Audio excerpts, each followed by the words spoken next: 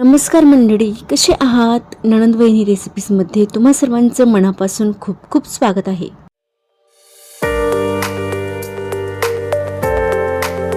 आज आम्ही तुमच्यासाठी खास घेऊन आलो आहे मूग डाळीचा हलवा. अगदी लग्न समारंभात किंवा कुठल्याही कार्यक्रमांमध्ये महाराष्ट्रात सर्वाधिक प्रमाणात खाल्ला जाणारा मूग डाळीचा हलवा. जसा आपण लग्न समारंभात वगैरे खातो तसाच हा आपला हलवा बनून तयार होईल. तुम्ही पण एकदा या पद्धतीने हलवा नक्की करून बघा. त्यासाठी व्हिडिओ शेवटपर्यंत नक्की बघा. चला तर मग आपण करूया सुरुवात. सगळ्यात आधी आपल्याला काय करायचं आहे, मूग डाळ भिजवून घ्यायची आहे. मूग डाळ आम्ही 1 वाटी एवढी मूग डाळ भिजवलेली आहे.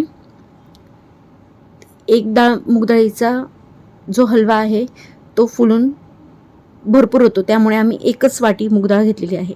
बघा, एवढी मूग डाळ आम्ही स्वच्छ पाण्याने धुवून घेतली आणि मूग डाळ स्वच्छ धुवून झाली की मग 4 ते 5 तासांसाठी पाण्यात भिजवून ठेवून देऊया. मूग डाळ मस्त भिजवून झाली की मग आपण त्यातलं पाणी, संपूर्ण पाणी काढून घेऊया. आणि पाणी काढून झाल्यानंतर आपल्याला जी मूग डाळ आहे तिला मिक्सरमधून छान बारीक करून घ्यायचं आहे. आपल्याला जास्तही बारीक करायची नाही आहे मूग डाळ, आपल्याला थोडी रवेदारच ठेवायची आहे, जेणेकरून आपण जो हलवा बनवू ना त्याला खूप छान असं टेक्स्चर येईल. खूप छान लागतो मूग डाळीचा हलवा. अशा पद्धतीने तुम्ही जर का करून बघितलात तर तुम्ही जर मूग डाळ न भिजवता देखील हलवा करू शकता. त्यासाठी तुम्हाला मूग डाळ पाण्यातनं स्वच्छ धुवून घ्यायची आहे आणि तव्यावर किंवा पॅनमध्ये भाजून घ्यायची आणि मग तिची पेस्ट तयार करायची आहे. आता आपण मूग डाळ हलवा बनवण्यासाठी लागणारे साहित्य बघून घेऊया. काजू बदामाचे काप घेतलेले आहेत, किशमिश घेतले आहेत, 1 वाटी तूप घेतलेलं आहे, ही बघा बारीक पेस्ट तयार करून घेतलेली आहे आणि 1 वाटी एवढी साखर घेतलेली आहे. चला तर मग आपण आता करूया सुरुवात. आपण सर्वप्रथम पॅन ठेवलं आहे. पॅन गरम झालं की मग आपण त्यात 2 ते 3 चमचे एवढं तूप घालूयात. आपल्याला सुरुवातीला संपूर्ण तूप घालायचं नाही आहे, कारण मूग डाळीचा हलवा बनवताना आपल्याला जास्त तूप लागत नाही, पण तरीही आपण 1 वाटी मापानेच तूप घेतोय. बघा, त्यानंतर 2 चमचे एवढं बेसन घालायचं आहे आणि बेसन छान असं भाजून घ्यायचं आहे आपल्याला. जोपर्यंत आपलं बेसन भाजत असताना असा फेस होत नाही तोपर्यंत आपल्याला छान भाजून घ्यायचं आहे. अजिबातच त्यात गुठळी पडायला नको आहे. बघा, असं छान मिक्स करत राहायचं आहे. परतत राहिल्यानंतर आपल्या गुठळ्या पडल्या आहेत त्या सर्व नाहीशा होतात. बघा, मस्त असं आपलं बेसन भाजून होतं आहे. बेसन असं छान रंग बदलला की मग आपण जी मूग डाळ बारीक करून घेतली होती ती घालूया आणि मूग डाळ देखील छान अशी परतून घेऊया. आपल्याला सारखं परतत राहायचं आहे, जेणेकरून आपली मूग डाळ ही छान भाजून होईल. आपल्या मूग डाळीचा रंग बदल होत नाही तोवर आपल्याला असं परतून घ्यायचं आहे. जोवर मूग डाळ तूप वेगळं सोडत नाही तोपर्यंत आपल्याला छान असं भाजून घ्यायचं आहे. बघा, मूग डाळ आम्ही सतत परतत राहिलो आहे, त्यामुळे बघा मूग डाळ आता साईडला तूप सोडत आहे. अशा पद्धतीनेच आपल्याला छान असं परतत राहायचं आहे, जेणेकरून आपली मूग डाळ ही मस्त अशी भाजून होईल.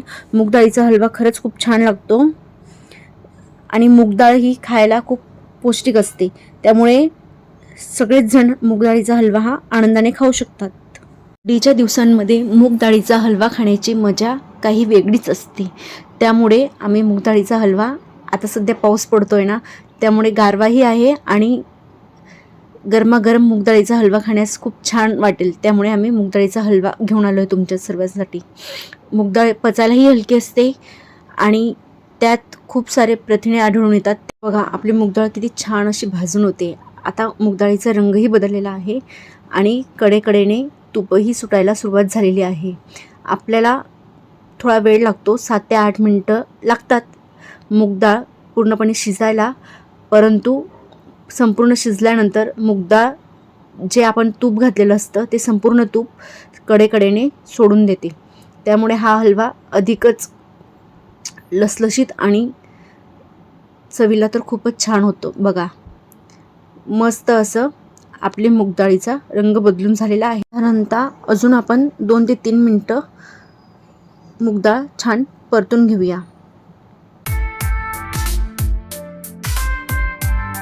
बघा आता मूगडाळीने मस्त असं दिलं आहे, म्हणजे आपली मूगडाळ ही पूर्णपणे शिजून तयार आहे. आपण रवेदार मूगडाळ दळल्यामुळे ती किती छान अशी दिसते. यात आपण 1 ते 2 कप एवढं गरम पाणी घातलेलं आहे. तुम्ही पाण्याऐवजी दूधही घालू शकतात, पण आम्ही पाणी घातलेलं आहे. बघा मस्त असा आपला जो मूगडाळीचा हलवा आहे तो छान असा पाणी टाकल्यानंतर बघा किती त्वरित मूगडाळीने सर्व पाणी शोषून घेतलेलं आहे आणि आपला हलवा हा असा लसलशीत झालेला आहे. बघा आता मूगडाळीने कडेकडेने तुपही सोडलेलं आहे.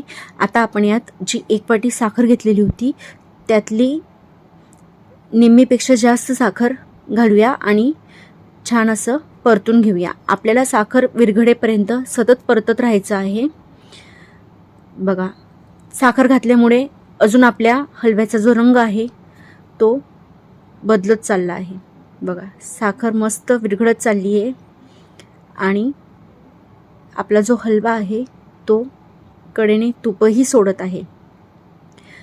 आपण जेव्हा मूगडाळीचा हलवा बनवतो त्यात आपण जेवढं तूप घातलेलं असतं ना त्यापैकी निम्मीच तूप मूगडाळ शोषते. बाकीचं संपूर्ण तूप हे हलवा बनवून झाला की आपल्याला कडेकडेने सुटताना दिसतं.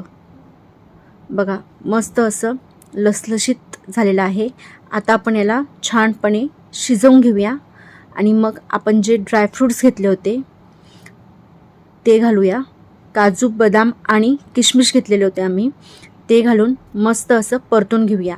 आपण रवेदार मूगडाळ दळल्यामुळे आपला हलवा देखील रवेदार आणि मस्त असा होईल.